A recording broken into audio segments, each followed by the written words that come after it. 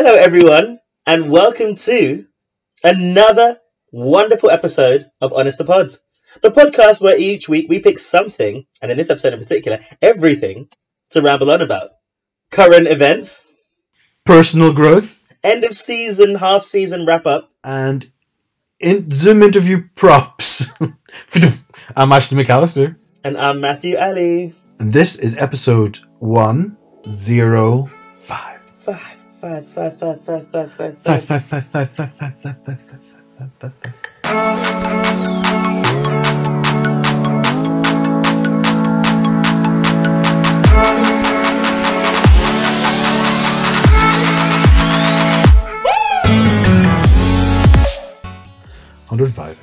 105 episodes down. I don't know any numbers for 105. 105. No. I guess it's the Cruella de Vil coat when it comes with matching shoes. And then with one extra dog, it will have just the little purse, like a tiny little... Oh, you didn't watch... Did you watch season 13 of RuPaul's Drag Race? No. Well, for those that get it, it'll be like a little purse that Olivia holds, those tiny little purses that she walks with. But anyway, yeah. I guess we just go, hey, Ashley. Hey, Matt, how you doing? How's your week been? Do you know what? It's been really good. And then it's kind of like tailed off towards the end, which is like, it's not great, obviously. Yeah, I had like a really productive week at the start. And I managed to get through some things, like work things, whatever. I don't know, I just felt like I was doing a lot and going out. And then from like Thursday onwards, so today we're recording on Sunday, from Thursday onwards, it's just kind of gotten less enjoyable or less good, like mood-wise. So, and I was just a bit like, ugh. To have like a really good strong week at the beginning, like Monday to like Thursday, it's been a bit like, like progressively more difficult, which is a shame. So I feel like I want to go into like next week or this week feeling like quite good, but I'm not too sure. I'm sure it will be, like it's a mental thing, but it's a bit annoying that like, the weekend's been a bit like, I've had a bit of a struggle this weekend, I guess. Do you think it's to do with last week it was a bank holiday and everybody's moods was lifted? And it was beautiful weather on the Sunday, and then this week it just temperature dropped. The weather's got shit. Not for me, no. I feel like it's just been like actual like things. Oh, okay. Yeah, so like, you know how I like to get myself in trouble with like boy things and just like overthink things. That's stupid. I know. I live for it. Well, it's just happened again. It's happened again, right? Yeah. So annoying. And despite you and Jordan telling me what to do and what's correct to do, I've gone completely against your advisement. I put myself in a situation that is difficult for me to manage, I guess. Shall we break it down? Yeah, we can do. So we would have spoken about this before on the podcast and stuff, and then you and I have spoken about it anyway. But and it's basically like I'd gone on a started chatting with someone and messaging someone at the end of last year, and seemed quite interesting, blah blah whatever. And then they were not readily available. You know, they weren't really into it. And I was like, oh, I like them. Should I message them? Should I not? And basically, obviously, you and Jordan were like, done. Right? If they don't give it back, so it's fine. So I didn't do that for a couple of weeks, whatever. And then it came into the new year, and basically, I just did anyway. And then we've been talking and stuff ever since. And then we like met up this week, so Thursday is probably part of the decline. And no, it was really nice. It was really, really nice. It wasn't a date though. That's the thing. It wasn't a date. It was just meeting up, just to go for a walk, or whatever. Was it a screening? No, it wasn't a screening. It's just because we've been chatting and stuff. Like we're getting really well actually. So that's what's difficult. We're getting really well. The problem is like I'm attracted to him. So we went out for a walk. It was really, really nice. And then I just left thinking like, oh, it's such a shame that nothing's going to happen because I do really like him. Really like as in not like mad. Like I'd like to see where things would go romantically. And so I was feeling a bit like, oh, that's really annoying. And then got home later on that day. And then we were messaging again. And then he was like, oh, I do really like you, Matt. And then I was like, okay. I was like, I get really nervous just before like I see you. And he's like, why? And I was like, to be fair, like I'm not too sure where things are. I kind of need like firm boundaries, and I don't know if or what something can happen because when you get I don't know if I'm looking too much into things, but I don't know if I get the vibe or I don't get the vibe, you know. So I'm like, if you're not interested, don't. But you know when someone gives you just enough to keep you interested, but not enough for what you want, right? Not, and it's not like a wrong thing. It's just like, you know, I'm interesting, I'm amazing, but they want to see me. And he was like, oh, no, you know, I'm really like attracted to you, but I'm just not looking for anything. And I was like, okay, that makes sense, but it's not the answer that I want, I guess. I'd like to just see how things go. So that made me feel a bit like, oh, that's a shame. Yeah. But I don't want to, well, there's no reason for me to not speak or engage with him, though. 100% there's a reason to not speak and engage with him. What? Why? Because what's going to happen is if you like him, you're going to fall for him more. And he's going to always just keep you over here at arm's reach. And you'll fall for him more. And at one point, you'll be so far in that you'll be doing nothing but get even more hurt than potentially you could do right now if you said, actually, do you know what? It's not healthy for me to continue this nonchalant relationship. But there's two elements to this, right? Oh, here we go. Well, no, two elements, two ways of thinking, right, that I could go with. And one is, because I get myself into these situations relatively often, and it turns out, like, you know, Jordan, even my therapist at the time, had said, I always want things that I can't have, which is really frustrating for me. So I don't want that to be the case. But I could work through it and see if I can not allow that to happen. Or I could just be... The way that I would normally be is just persistent. I would just be persistent. I don't imagine I'm going to get as hurt as I have done in the past, because I'm just not that kind of person. But it keeps making me think about... You remember when I was talking about that relationship that I had a couple of years ago? That was just really difficult for me, and I was like... But that was my fault. I let myself get too deep into that. I don't know. I'm just waffling. I'm thinking of a reason to stay. Yeah. Why can't I be friends? Because you want to get in his pants. I wanted to get into yours and Jordan's pants. Yeah, but you got a very firm no from both of us. I didn't get a firm no from Jordan, thank you very much. I don't think I tried it on with you. Well, you knew you couldn't because I had a partner. No, I know. And I was in a relationship, to be fair, at the same time, so there's no reason why I wouldn't. What a mute point. True. Look, the thing is, I know what I'm going to do. That's the other part. I know that I'm not going to like just nip it in the bud, because 100%. They'll be around me at, like on a regular basis, and there's no need to. Like, I enjoy their company. I just think there needs to be a way to manage it. That both means that like I think this is like a damage limitation exercise more than a completely cut off, because I just don't think that's possible for me. I don't think I'm able to do that. Well, I mean, you've got to do what you have to do, but you also got to do what you can do. That doesn't mean anything. It means so much, you're just not trying to understand. Oh, stop it. I'm speaking, but you're not listening. Oh, you did. Struck my phone. Yeah. Well, that's what happened on Thursday. It's more just coming away from it. I just had a really good day, and then it was like, oh, that's a shame. I'm not trying to think about it too deeply, but the problem is I did, and I do. Well, then what happened on Friday is I just started applying for jobs, right? And I was applying for jobs in the morning, and it was going well. And then it seemed to be like, as I got to further and further into applying for jobs, the worse I felt, and the less confident I felt. It was like I was like applying. I was like, you know what? I'll be really good at this. I'll be really good at that. This would be a great job. Then it got a bit later, and I was like, oh, do you know what? I don't think I'll be able to do that. I don't think I should apply for that. Oh, I feel terrible. And then I got to like, I did it for about 2 or 3 hours or something, quite a long time, because I hadn't done one all week. And then I just felt terrible at the end of it, and I was like, God, I've got no confidence now. And I was like, oh well. I think with jobs is a bit, because it's such a draining process anyway, and you're trying to rehash your good bits over and over again. You sort of, in my head anyway, what I do is I start thinking, God, maybe I'm not that good if this is the same thing I have to repeat time and time again. So yeah. I do think when you're job hunting, you should only apply for like 2 or 3 a day. If you see more you want to apply, because sometimes algorithms show you more, depending on where you're looking, definitely bookmark them for another day. But yeah, job hunting is draining at the best of times. So I hadn't done it during the week because I'd been quite busy, and I put some focus on some other things, and there were jobs there. So as you say, like they just showed up, and I was just applying for them. But it literally, like, a little piece of me left every single time, and I was like, I left, and it got to like 1 o'clock, and I was like, God. After thinking like, oh, it's not a rejection what happened on Thursday, but I took it as a rejection, I guess. And the jobs, I was just like, oh, yeah. Why does nobody want me? I know, and it's true. I was like, fuck's sake. Yeah. So that's what happened. So apart from, I did have a good week, and then it's tailed off to this weekend. So, but just before this, I'll stop talking to Ashinu in just a second. I'm sorry. No, it's usually the other way around, so it's fine. Yeah.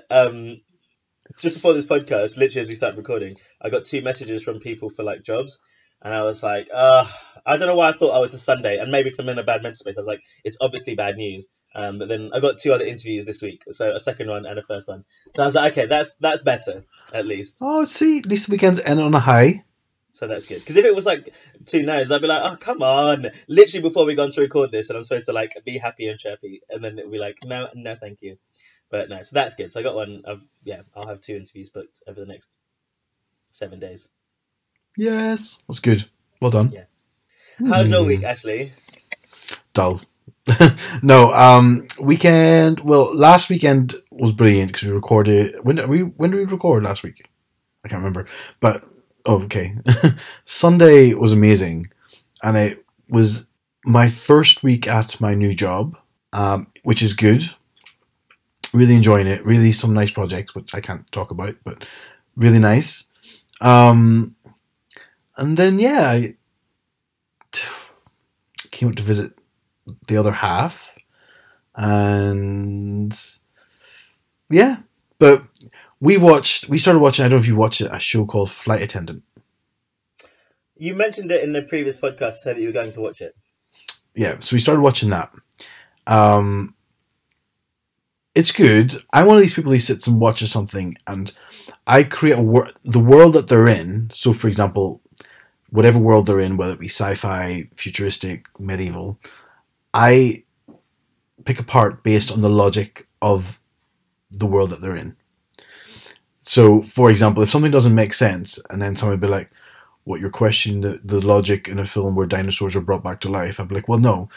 In their world, they brought back dinosaurs, which is fine. But in that logical world, this doesn't make sense. Why would they still do that? I think that makes sense. You can't just be like, oh, because this exists, that means everything else is acceptable, unless they give you a reason why. Yeah. So in this, I have to say, in Flight Attendant, I actually think it's really, really good. But some of the choices the lead actress makes is just like, but why would you do that? Why would that happen? That doesn't make sense. She does do a lot of questionable stuff. But that being said, it is good. Now, there's this bit, it's not really a spoiler, but there's 2 FBI agents. One is a white male, and one is a black female. And the white male, and I thought it was a really good thing he said. Good thing she said about him. The white male's boasting. He says, oh, does it not annoy you that I've been here half the time and I've got the same level as you? Must mean I'm better at my job than you are. Type of thing. I'm paraphrasing. And she's like, you think that's the reason? She goes, let me break it down for you.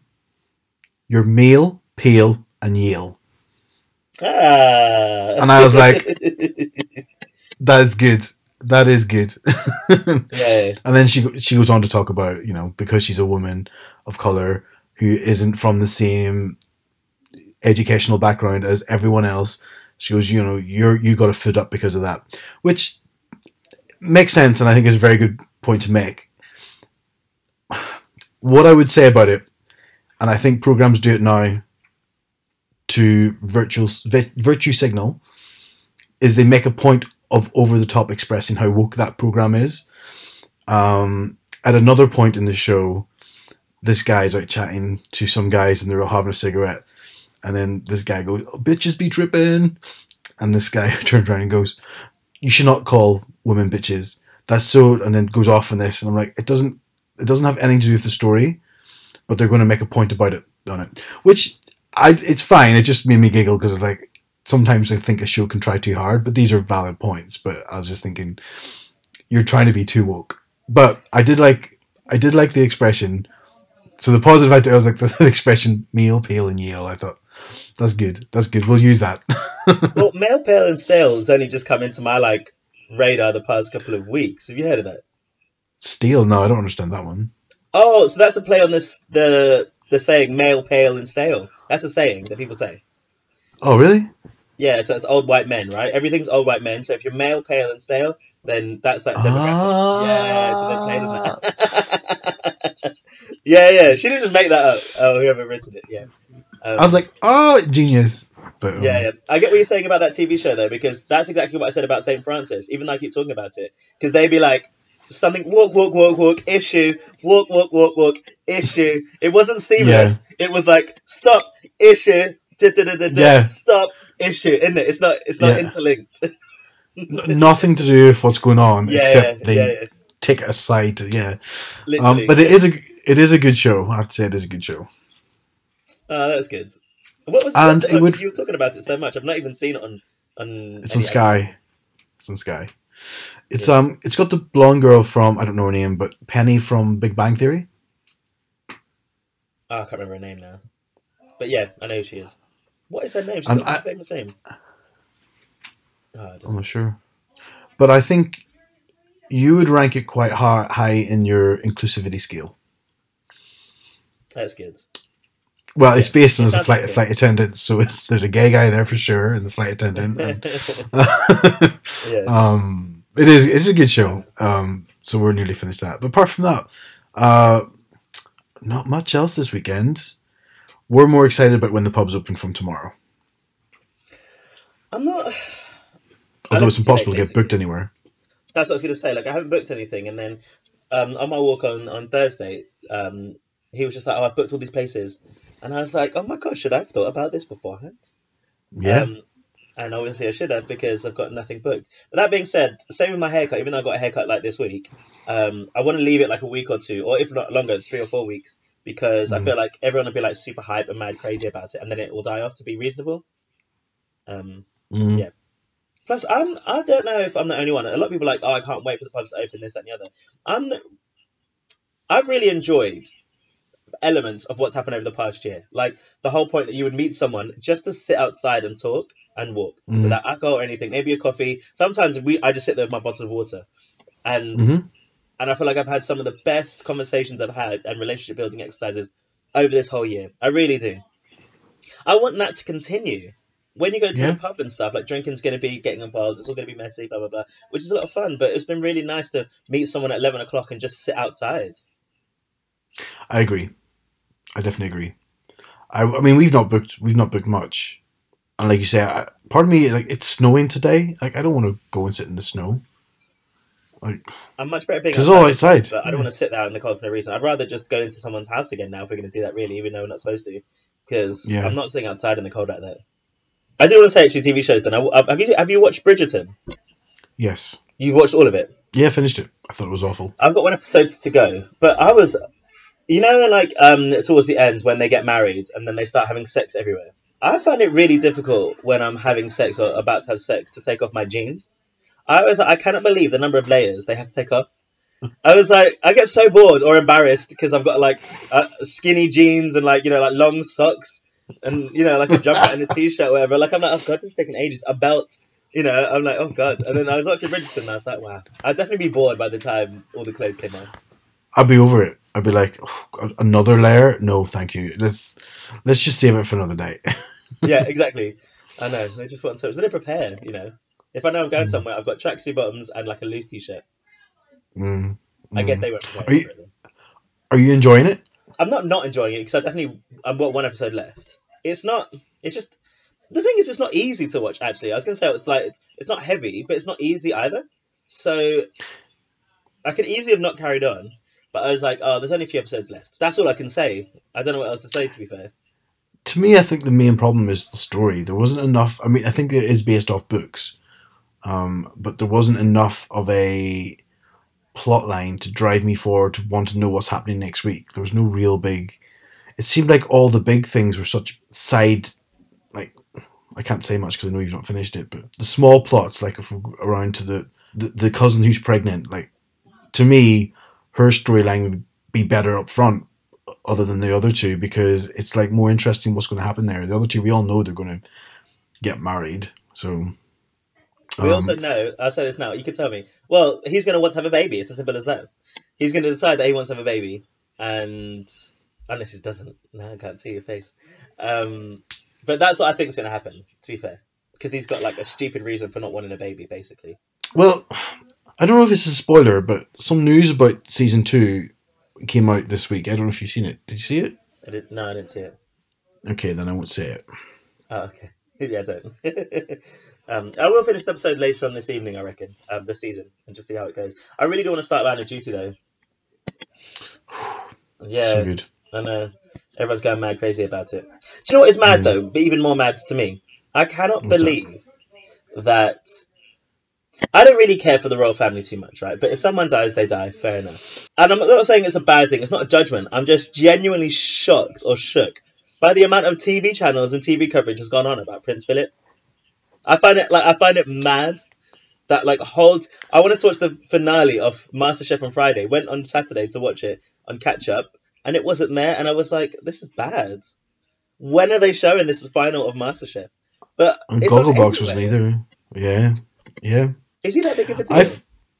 I mean, I guess it's more how long they were been together, the institution, and how long they've been together. It's always been him and her, and plus, I would say, well, when she goes, it's going to be massive for sure. Like, That's reasonable. but I expect it. But I think they're putting so much. I agree with you. I think if we sat down to watch something on Friday night, and it was like, all channels have got this on. I don't. I Channel 4 mean, got flack for going back to the regular scheduled programming, and then the BBC now are getting complaints over the fact that their normal TV shows aren't on, and it's still Prince Philip. and then Prince Andrew came out and said something. He did, yeah. Did you see? Yeah, Yeah. I saw, yeah, and Princess Anne and stuff. Well, nobody cares about Prince Andrew, like the paedophile ring connections, and Yeah. no, sir, you don't come out and talk to us about your dad. You come out and come talk to us about other stuff, please. Well, we knew that Prince Harry. I knew Prince Harry was going to go, and Meghan wasn't going to go though. It was. I Meghan's would have been pregnant, though. absolutely shocked if he didn't go. But that's the right decision, isn't it? Well, she can't fly, can she? Because she's Listen. so far. The whys No. are not important, okay? Because they have to give a reason as to why, and their PR person handled it very well. That's where I'm But- like cynical, but Meghan did say that she got on well with the Queen and Prince Philip. But if she went, I reckon she would have got more flack if she went than if she didn't. I think if she could go, she would have gone because it would have caused such a storm. No, you don't. Shut up. You think if she could have, she would have to start the mess? Not to start a mess. Like, she didn't go there intentionally to start a mess. She's going there to pay her respects, but a mess would have been made. No, I reckon that there would always be a reason for her not to go, even if she wasn't pregnant. No, She can't go. She can't go. because she's pregnant. Listen, she can go if she wants to. If she wanted to get to that funeral, or not if she wanted to, if it was decided that she should go by Yeah. their team, she could go. It's definitely the right decision. She is a celebrity like everyone else is, and she's trying to make the most of what she has, the opportunity she has. I've never denied that. But she's not going to go there and put herself in a situation that will just cause more controversy if she goes there, because she's going to get flack for not going. She'd get more if she went. She shouldn't go, and she's not, so that's great. If Harry didn't go, that would have been a mess. Oh, yeah. I mean, I knew he'd go anyway. Yeah, he had to. It's the right decision. I'm glad this has played out somewhat well then in that respect, but yeah, it just shocked me that Prince Philip was all over the television, and he's still on now. It shocked me that Bag of Chips got a lot of slack for sending condolences. A lot of flack. Oh, what did I say? Slack? Oh, yeah.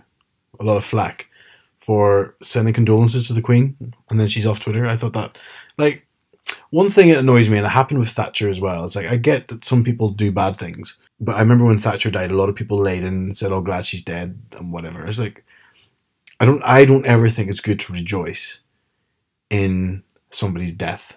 It's not the way I was brought up. Regardless of what they've done, it's, at the end of the day, it's just not nice. To sit and dance in somebody's grave is disrespectful.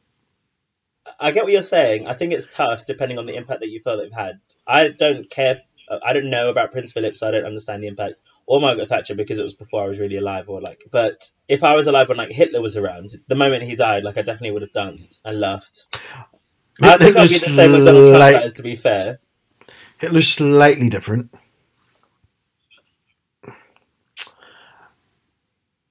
I mean, to me, it depends on when he dies. Like, to me, I wouldn't, if Donald Trump died tomorrow and people were celebrating it, I would be shocked at them. It's like, he's not a nice guy, but I don't know. I find it. I'd be the opposite, see. If he was 99, I'd be like, okay, do you know, like, 30 years have passed and maybe things have moved on and they're not as influential and as prominent. You know, like Prince Philip, for example. I don't know his story, and people saying he's misogynistic, racist, and all these sorts of stuff. And I'm sure all of that is probably true, and because he said these things as well. And then on the news, they always talk about all the good things that he's done. But essentially, he was an old man who had lived out his life and had some impact, positive and negative, within the world. Because his impact isn't so prevalent now, I wouldn't necessarily see a reason to like jump up for joy. But if Donald Trump died tomorrow, people would be rejoicing. But if he died in like 30 years' time, I'd be a bit like, yeah, he wasn't a nice person. But I'm not like, I don't think I have anyone in my mind that, well, you know, that I feel like physically impacts the world the way that I do. But like me and stuff, so maybe I probably don't take it too personally. Do you know what I mean? I just think if somebody wants to pay the respect, they shouldn't be attacked for it. Yeah, I didn't realize you said she got attacked. She got attacked for saying what on Twitter. People had said she should have done that. She got trolled, yeah. Told that, I can't remember what she said, but yeah, she got trolled, basically saying, piece of shit, you shouldn't be celebrating, or you shouldn't be sending condolences or something like that. Let Bag of Chips express herself whatever way she wants to express herself. Yeah, I wouldn't have a go at her or anyone else. A lot of gays are royalists, though, to be fair, isn't it? Because they just like the pomp and whatever you call it surrounding the royal family. The glam. Yeah, exactly. Albeit a bit tacky, but... That's why they love it. It's probably why I should love it. I'm surprised you don't. It's old white people I don't really care for. Yale, pale and stale. Yeah, well, this other one that we talked about comes with the headline, Gay man fired and labelled a sex predator after commenting on a guy's nice butt. So to give you a quick rundown, this guy works for the Philadelphia Parking Authority. He was fired and labelled as a sexual predator when his employer learned of his sexuality. I think he started working there February 2020. Was going fine for the first 4 days, and then things started to unravel, and it goes on to talk about how he was summoned to a meeting on the 20th of February, and he was fired. Apparently the employers pulled up his Facebook account, and on there was a picture, and this guy who was fired had written, "This guy has a nice butt. I hope his girlfriend knows how lucky she is." It's a Republican state. It's a very Republican Party orientated business company, and yeah, he was fired for it. It then just got me thinking, because what was important there is when I just read the headline, I thought he was commenting on the way the headline was written. It said like he was commenting on somebody's in the office's nice butt, but then you have to understand it was actually a comment on social media, so nothing to do with the place he worked. And it got me thinking about both of them really, like obviously saying if you were in an office and commenting on somebody else's booty, and then also if you're posting something on your own personal Facebook page, can that be brought into your work life?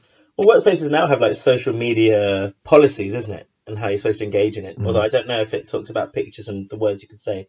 I always thought it depends on the company, I imagine.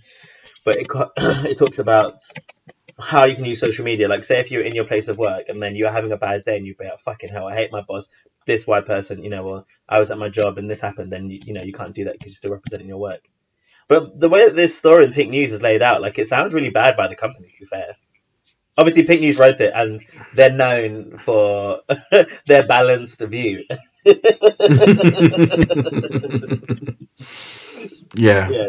Well, they're very sensationalist and very swayed. They are the Daily Mail of gay papers, I swear. They are, yeah. I mean, I actually hate Pink News. I think it's so tripe. And what I hate most about it is they'll post stories from like 4 years ago as if it's new stuff. And then everyone, including myself, flock to it, be like, "Oh my god!" I'm sure this happened before. I can't believe it's happened again. I look at the date of the article. I'm like, "No, it's not happened again. This is the exact article I read 5 years ago." Well, this one is quite new, though. Isn't it? I checked the date before. Yeah, I checked the date before I started ranting on about it. And literally, it was Pink News that made me. Anytime I read something online, I look for a publication date, because I was talking about stuff with people from Pink News that was published 5 years ago, and I'm like, oh, I'm such an idiot. I never thought about that, actually. I never thought about that. It's mad that this happened, though, like, nowadays. I was actually talking about this just the other day, and I was saying, like, we were talking about different issues, including trans issues of being queer and LGBTQ, and then, like, things are a little bit easier now. And I was like, but these things still happen. Maybe not, again, in the UK, but they're still happening to that point where people, like, a conservative business will say, oh, we don't like the way that this person behaves based on, their sexuality, so it's time to bounce. I can imagine that, like, because I go to my place of work. Nowadays, I'll be much more comfortable going to a place of work and just being who I want to be and let people know I'm gay straight away. Like, it's something I would say immediately. Yeah, well, in my new place of work where I started, I made it very clear from the interview stage. Because, on my CV, I talk about doing the podcast, and they ask what the podcast is about, and I say, oh, me and my GBF, we do a podcast, we talk about gay stuff and stuff like that, so we're just super gay. Thanks. Unicorn. Yeah. Unicorn fan. In the interview. Okay, goodbye. And they hadn't even asked me a question yet. Next question. We haven't asked you the first one, actually.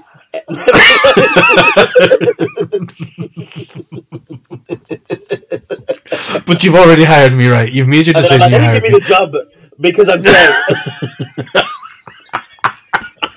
It's because I'm gay. And they're like, no, you didn't answer a single question, bitch. Every time we ask you one, you put a pat on my face.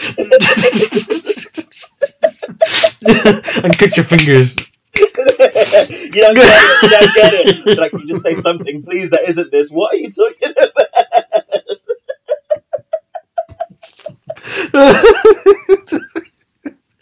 And then the reason I didn't get the job was because I'm gay. That's because I'm gay.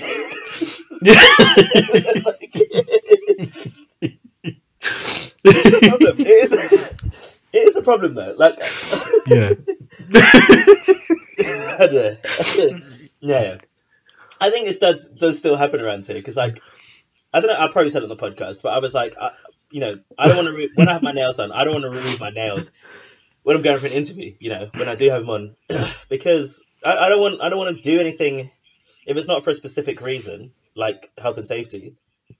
Then I wouldn't stop laughing. I can't stop laughing.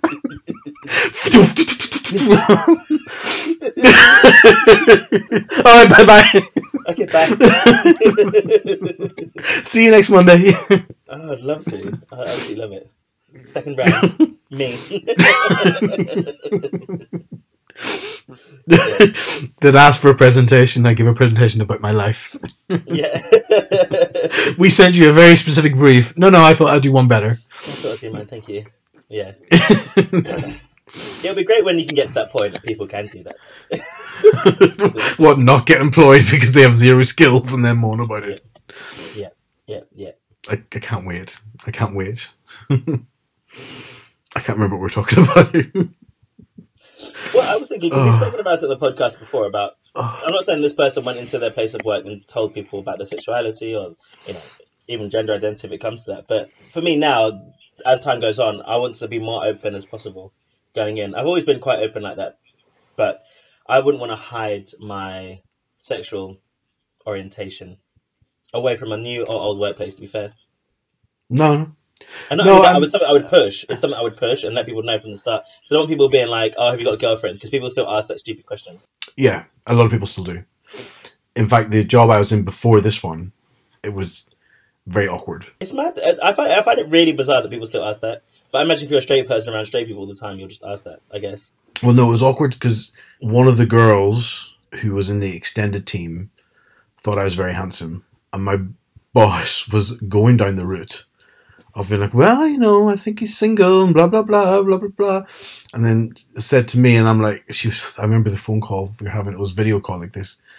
And I was like, I mean, yeah, but I am gay. And she's like, oh, really? Oh. but then acted as if like what she had just done before that hadn't happened. I was like, I think that's a bit different. I think that's slightly different. Really? If someone's into you and they don't know your sexuality and they're attracted to you and they want to see how it goes, I don't think that that's a problem necessarily. No, well, it was, I guess, because she never met me. It was just through photographs. and it was the connection a boss made on the assumption that I was Yeah. straight. And then to me, it was then awkward whenever she was talking to me about the conversation. I was like, well, I'm a big old homo, just so you know. Yeah. But I do want to. But Yeah, that's why as soon as possible. in this interview, that was like, when they asked about the podcast, I was like, perfect. Because then it's just done. Yeah, I have it on my CV. I have it everywhere. I think it was probably the reason I got hired. Well, that's what I'm trying to do at the moment. I'm like, do you see that black and gay? How are you not giving me a job? And they're like, oh, we gave you an interview. That's what I feel like now, where my confidence is. I'm like, oh, we give you an interview, but that's what you're going to get from us. We've ticked that box. Yeah. We gave... we screen grabbed your photo. What's my last name as well? It says Ali. Do you know what I mean? Like, you know, I'm going to be an ethnic person. I've got my pronouns on my CV, and it's got like gay everywhere and like the hobbies and stuff. And then a lot of jobs that I apply for now, pretty much all of them talk about their fairness and equality and stuff, which is a good thing. I wonder what that looks like for them though. Why it's different? You know, everyone puts a statement nowadays. Did you notice that when you were looking for jobs? No, but I did update mine to be something like I want to work in a place that values equality and things like that. So I updated my own personal statement for it. Well, I was thinking about this. So I was having a conversation with a teacher, and I think it's different in a place of work. I don't know if it is different, so we could talk about it. But if you're a teacher and you are gay, well, just queer in general, sorry, so anywhere on the spectrum, and you've got a difference, do you think you have more of an obligation to share that in that place of work because of the impact that you might have for those young people? That's a good question. I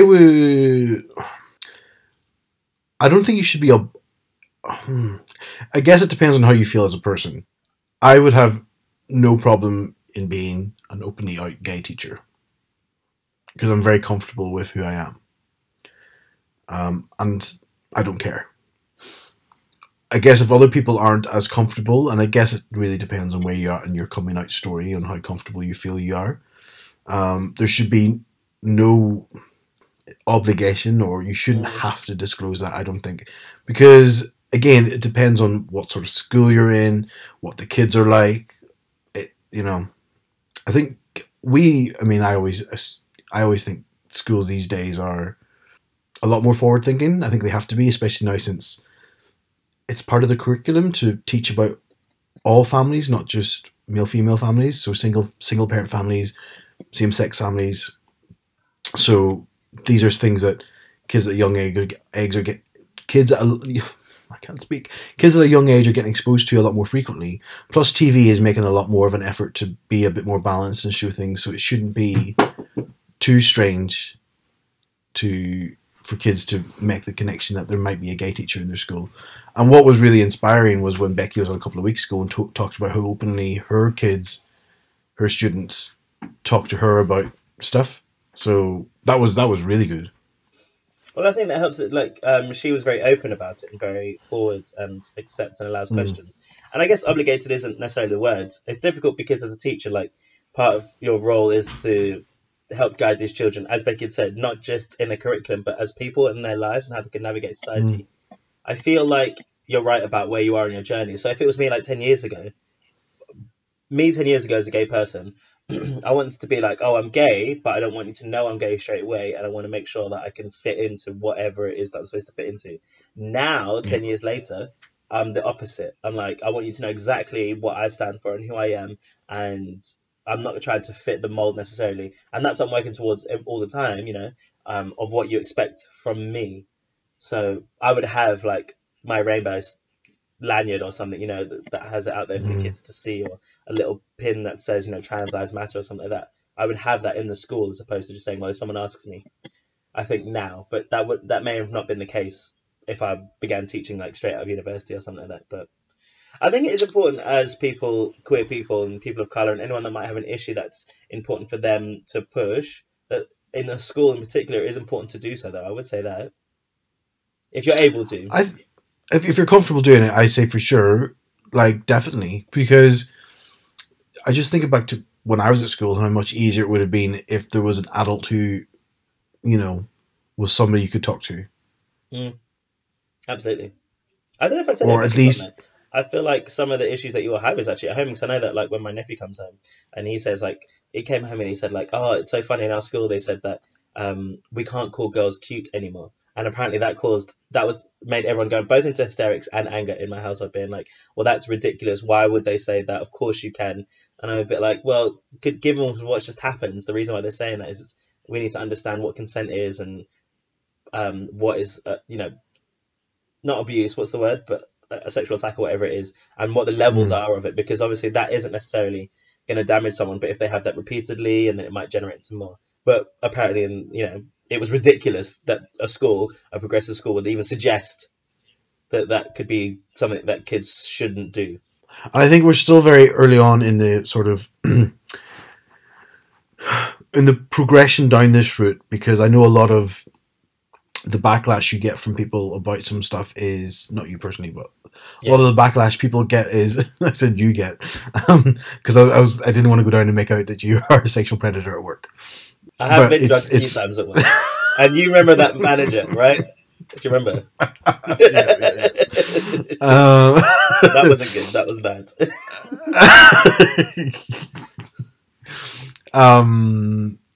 But some people say, well, that means you can't give compliments to people. So, for example, if somebody thinks somebody's cute, surely they should be able to express that they feel somebody's cute. I mean, to be honest, I'm coming from a very polarized angle, because I don't think calling somebody cute is that bad.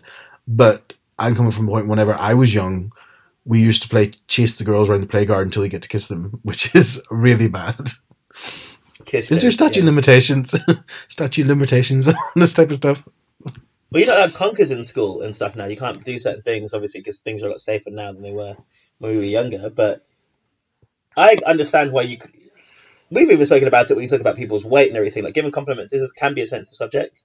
And it is a fine line. I was talking about this again just recently. Like, it is nice to tell people, oh, they look nice today and stuff. But it'll be a difficult habit to break. And I love a compliment. If I walk in and everyone's like, oh, Matt, you look really good today, I'll eat it up, gobble, gobble. Absolutely want to hear it, 100%. But you can understand why, I can understand why you don't want to use that as complimenting someone on their appearance shouldn't be your go-to straight away.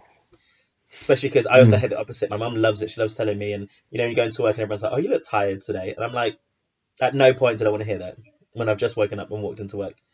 In no situation has that ever been okay to say, oh, you look tired today, I think. No, I agree. Thanks. You tell me I look a mess. Ask me how am I, or whatever, because maybe something's up and the reason why I look a bit raggedy. Yeah, 100%. Like, you don't want to sit and walk into work and get insulted and be told, oh, you look tired. And be like, well, thank you. I had 8 hours full sleep, but I do have bags under my eyes because I'm going through some difficult stuff right now, and now you've brought up. Exactly. Yeah. It's about your relationship with that person and people, and how that stands. But I guess what you said there's a good point, and it's definitely a lesson I've learned in the last couple of years, if not more, with us doing this. But there's a good way and a bad way of approaching subjects, and maybe before you approach the subject, take a moment to reflect on whether you think it might be a good way or bad way, based on whether you would prefer it to be asked in a particular way. And even if you don't care, remember other people might. I said this twice now in the past couple of weeks to people that are very close to me, because we were having a very meaningful heart-to-heart, and they were like, Matt, what do you think I should do in this situation? Because I was like, you keep on responding and blah, blah, blah, and being defensive. And I was like, and this is kind of similar, but not. And it's about just an additional kind of responses. And I was like, just don't say anything. And they're like, what do you mean? Why can't I say anything? And I was like, because of that, you need to think about it. Don't react. So if you've got something in your mind, you see someone tired, don't just react to what you think. Don't say anything. You don't have to fill that space with noise. You can reflect. It is very possible to not open your mouth. And that's something I've definitely learned over the past couple of years, and learning still to be able to do. I guess and the way, because things keep changing, it's a constant learning thing that we always have to do, I guess, through life, because as we mature, people mature with us, and as we mature, laws and what's right and what's wrong socially and morally are changing as well. So it's just about being woke, for use of a better word. I love the word woke, even though there is the woke army, and sometimes it can be a bit much. But I do like the word woke. Yeah. God, what a life lesson in today's 105 episodes. Listen, we've grown. 105th episodes. 105th. Well, it's a good thing, really. So, Ashley and I, we mentioned it before, but we haven't said. So, this is going to be the last episode for 4 weeks. We said we'll go. We'll have a mid-season break just because we do so much for so long. I'm exhausted. You know, so we're glad that we can leave you with this lovely message. How have you found this first half of the season, actually? Because it has been very different for us. It has been very different for us. We haven't recorded face-to-face, not once, have we? I can't even remember. No. No, I couldn't even remember what it'd be like to record face-to-face. How did we do? Do we have one microphone? We just had the laptop. We just had the laptop, yeah. Yeah. I have to say, the first 15 episodes of the season have been delightful, and I have to give a massive shout out to Matt for making them so. He has struggled a lot with me as I have slipped into a small side of depression as I didn't take Furlough Ash. Furlough Ash came into Furlough thinking the world is at his feet, but he ended up being the beached whale. So yeah, I struggled a lot with it, but Matt's powered through, give me prep talks, tell me off politely, and yeah, give me kick up the ass when I need it. So personally, after the last 15 episodes to get to 105 are here because Matt has spearheaded them through like a trooper. I'm really looking forward to the break.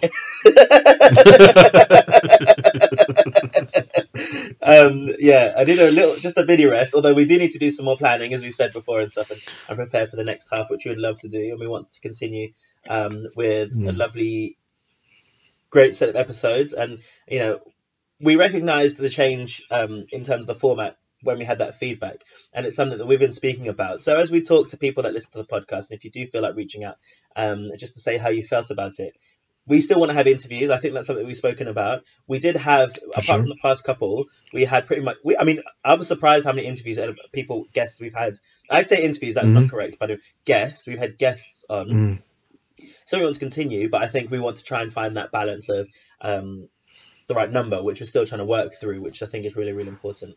So, but I must say, and I've been listening to the episodes, it sounds weird, but I've been listening to these episodes more than I have done for the previous ones, which I didn't listen to all of the episodes because I've genuinely loved having the guests on and hearing different stories and finding out a bit more. And some that, you know, we've come into it not knowing how it will come out, and then the feedback's been great. The episodes turned out really, really well. So yeah, I've really, really enjoyed having additional people taking part. I've also really enjoyed the segments. The segments have been good. I have to say the segments have been good. I've enjoyed having people on. Like, I think I told you, I can't remember if I said it on the podcast, but last week's episode of, was it last week's? No, 2 weeks ago with Becky, one of my favourite guests I've had on. Just to hear her story was just phenomenal. Yeah. And it's not like we've both said we've never talked to anyone. I've never talked to anyone trans, I don't think. So to be able to have a guest on and hear her story and hear her side of things on a subject that affects us particularly as either rugby players or rugby fans, and sort of to be able to reflect and think, well, actually, yeah, why hasn't anyone at RFU or Rugby England reached out and spoken to the people it affects? And to hear her personal opinion on it, it's just phenomenal. And other guests we've had on as well, like, are obviously great as well. Like having Estina on. Estina meant a lot to me because it was the first time where my mum had seen it and been like, I'm going to listen to your podcast. I have told her never to listen to the podcast before, but it's the first time she actually expressed an interest to watch it. Well, she watched it on YouTube and she had to turn it off because I'm too animated with my hands. She goes, you give me motion sickness, I'm going to turn it off and just listen to it instead. So, like, all right, Mum. But and that was good. But then my mum's also like I think you mentioned about your mum as well. My mum's coming on so much with regards to who she is as a person. I just think it's amazing. My mum is absolutely obsessed with RuPaul and Drag Race. Like knowing my mum, given that we only had a conversation a year ago where she came in with her nose curled up, thinking, "Are they boys or girls? I don't think I get the show. No, it's not for me." To being like, oh, I think RuPaul's going to go with Florence because that's just what RuPaul's like. And I'm like, Mom, I have no idea what RuPaul's like. And neither you know do what RuPaul's like. We should get her on. I'll get her on the next episode then to do Honest Pod Top 5 for the Drag Race girls. Yeah, she'd love it. She would love Smash it. I really enjoyed it. To this day, and it's really... I think about Brian Sims, I'd probably say, like, every other day. Really? I'm in love with him. And I thought once we recorded the episode... Is he the one that tells you that says, I like you, but I'm just not feeling right now? No. Is it him? Because I think it's a pretty big hint. Yeah. On Thursday, we had a big, long Zoom chat and just together. And he said, Matt, like, I like you, but not like that. Yeah, that's exactly what happened. You would be heartbroken if Brian Sims had given you enough, but not enough that you want, right? You would. He is insane. He's very handsome. And I was hoping that he would be my best friend forever, but he just hasn't been. Because he's very busy now applying for a new role within the government. So I completely understand. He is busy in Philadelphia. Actually, what's interesting is he works in the state that this guy was fired for being. Yeah, he does. So he works in Philadelphia. So, so what you're saying? Yeah, Pennsylvania. Yeah. Sorry. Yeah. So you're saying that you thought what? That you two were going to what? I just thought, like, now that he came on the podcast, we would get married, and it hasn't happened. And I think I might need to fly to America and see what might happen between us. Just wait a minute. You are giving Brian Sims mixed signals here because you literally said at the start of this podcast that you're interested in somebody else. This is my problem. I fall too easily. It's just yeah. Maybe I am. I just kind of have them all. Kind of have them all. You know. Try, Bill. It seems to be going well. Keep trying. Yeah. I really enjoyed having... Do you know what I really enjoyed actually having? Different guests with different podcasts, and this is obviously for us to talk about. But I'd like to do that again because I've started to listen to more podcasts thanks to you and this. And having Crystal on to talk about her podcast, which is coming back. And then the logbooks was a big one because a lot of our listeners have actually started listening to the logbooks. And they'll be coming back for another season this year. They're both excellent, really good queer podcasts. And I really enjoyed having those on. For sure. And... yeah, again, Crystal was great. Her podcast is great, and the logbooks are equally just as good. So it was good. I'd like to get on their podcasts. That'd be impossible. We're not famous enough. But you can't be on the logbooks because you needed to be born and recorded and call in the logbooks in the 1990s. Well, 2003 now it'll be the next one, but yeah. Yeah. So you need to go back in time. And you're not famous to be on the things that make me queer, wherever it is. Maybe in season 6 of Honest to God would be famous enough. Where are we on 4? 6? Yeah. Well, we've done it. We've put our stuff for the awards, and I've learned a lot. I was a first round judge on the British Podcast Awards. That's now completed. Well, but we've not yet heard. No. They don't tell what happens until the beginning of May. So yeah. Oh, okay, fair. Fingers. So we've not yet heard. I listen to some of these podcasts. Don't get your hopes up, Ash.